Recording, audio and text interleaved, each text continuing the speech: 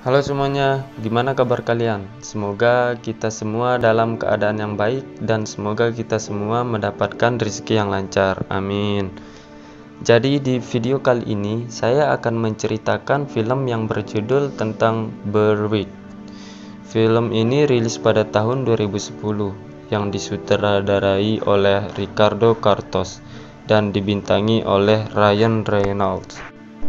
Film ini berkisah tentang seorang pria yang bekerja di Irak sebagai supir truk, tetapi ia harus menerima nasib yang begitu sial karena ia disandra oleh sekelompok teroris dan dikubur hidup-hidup di dalam peti mati.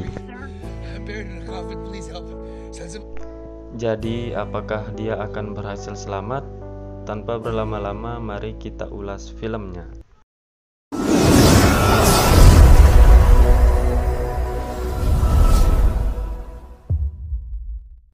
Di awal film, kita diperlihatkan dengan sebuah kegelapan, di mana di dalam kegelapan itu ada seorang lelaki yang terikat. Ia bernama Paul Connery, seorang supir truk berkebangsaan Amerika yang bekerja di Irak. Dengan sekuat tenaga, dia mencoba membuka peti mati tersebut dan berteriak minta tolong.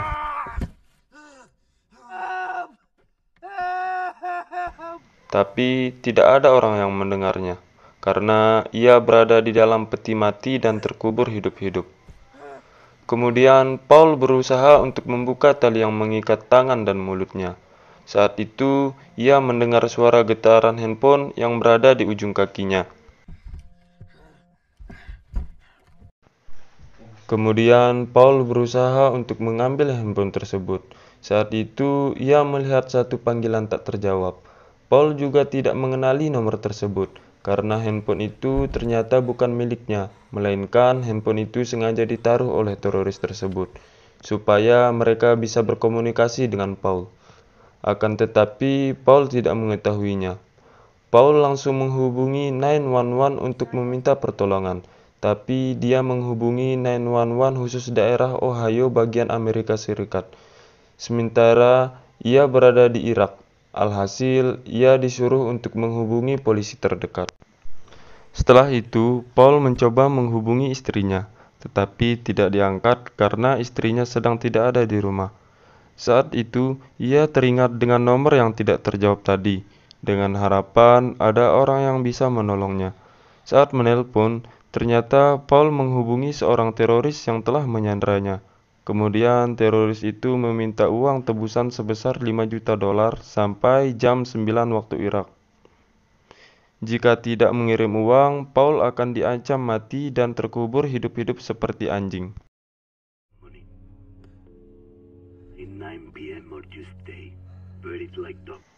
Seketika, Paul langsung lemas dan bingung dengan nasibnya sekarang.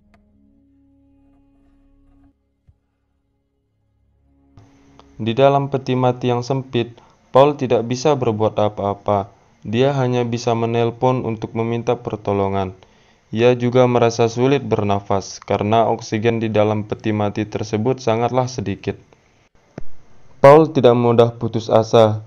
Ia lalu mencoba menghubungi teman istrinya yang bernama Donna Mitchell untuk meminta nomor Departemen Negara. Awalnya, Donna tidak mau memberikan nomor itu karena Paul terus-terusan meneriaki Donna.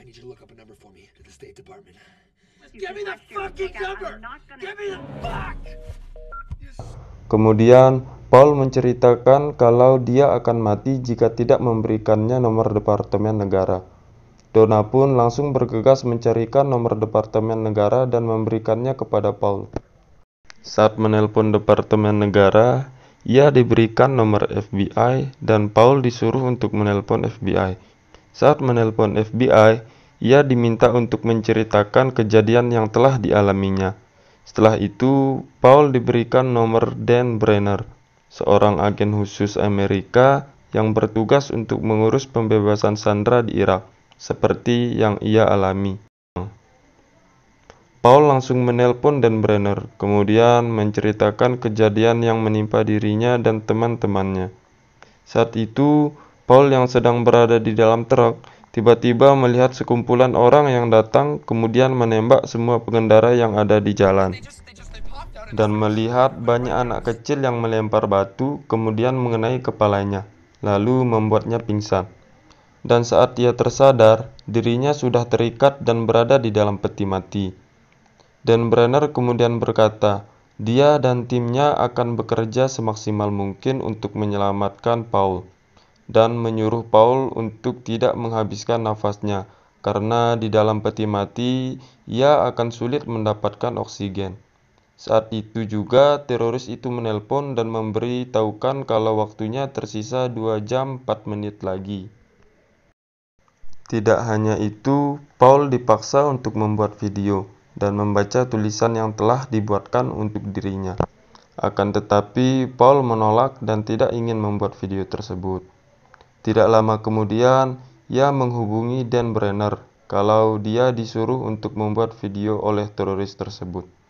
Tapi Dan Brenner melarangnya karena akan membuat situasi semakin memburuk dan akan menjadi konsumsi untuk publik. Di sini, Paul sedikit berbincang-bincang dengan Dan Brenner, kemudian bertanya, sudah berapa banyak orang yang sepertiku, dan berapa banyak orang yang sudah kau selamatkan? Dan Brenner menjawab, ada banyak dan tidak banyak yang bisa ia selamatkan. Tapi ada satu orang yang sudah berhasil ia selamatkan 3 minggu lalu sebelum kejadian Paul, yang bernama Mark White, seorang mahasiswa kedokteran yang membantu tentara Amerika di Irak.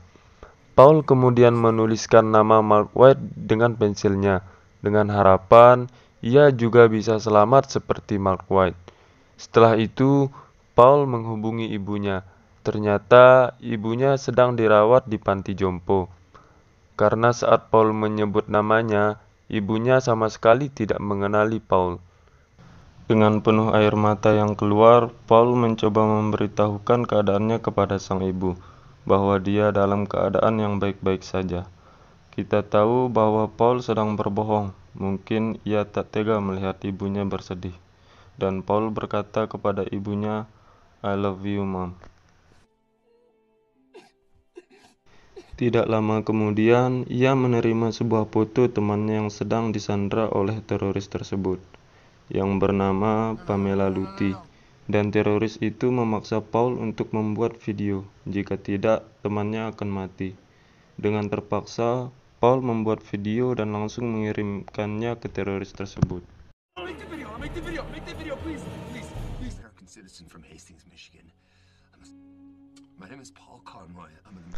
Saat itu juga, Paul melihat seekor ular yang masuk dari lubang peti. Kemudian, ia mencoba mengusir ular tersebut dengan cara menumpahkan minuman alkohol, kemudian membakarnya di depan ular tersebut. Nasib baik bersama Paul. Ia berhasil mengusir ular tersebut, kemudian menutup lubang itu dengan kain. Tidak lama berselang, ia menerima sebuah video dan melihat temannya yang mati ditembak tepat di kepalanya.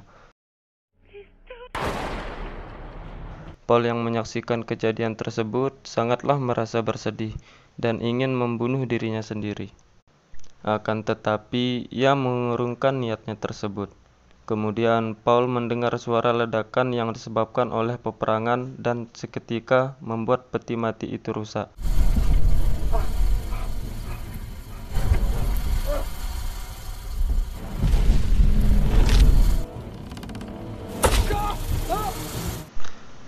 Dengan bersusah payah, akhirnya Paul berhasil menutupi lubang itu dengan kain. Tidak lama kemudian, ia menerima panggilan dari kantor tempat ia bekerja. Paul menerima kabar buruk bahwa mereka tidak akan bertanggung jawab atas kejadian yang sedang Paul alami saat ini, karena menganggap Paul telah melanggar peraturan kerja dengan tuduhan bahwa Paul telah menjalani hubungan seks dengan teman kerjanya sendiri, sehingga ia tidak akan menerima biaya asuransi untuk istri dan anaknya. Paul sudah mulai putus asa, sudah tidak ada harapan lagi untuknya bisa bertahan hidup. Kemudian Paul membuat video untuk istri dan anaknya.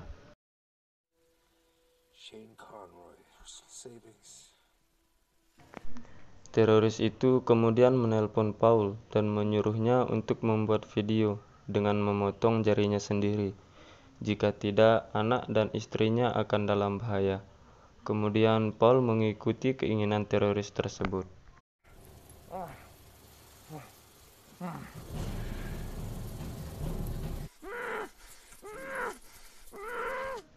Setelah selesai membuat video, seketika itu Paul melihat cahaya dari atas peti mati dan melihat anak buah Dan Brenner datang menyelamatkannya. Tetapi itu hanya sebuah halusinasi Paul saja.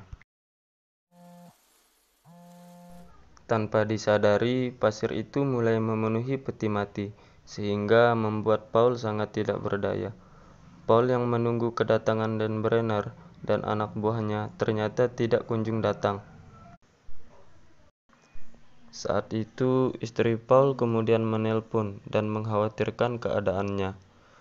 Tapi ia mencoba menenangi istrinya dan mengatakan bahwa dirinya akan selamat karena ada tim dari Amerika yang akan datang untuk menyelamatkan dirinya. Kemudian Dan Brenner menelpon dan mengatakan bahwa dirinya sudah dekat dengan posisi Paul sekarang. Ketika mereka mencoba menggali, ternyata mereka malah menggali peti mati dari Mark White. Di sini kita bisa melihat bahwa selama ini Dan Brenner telah berbohong tentang selamatnya Mark White dan meminta maaf kepada Paul.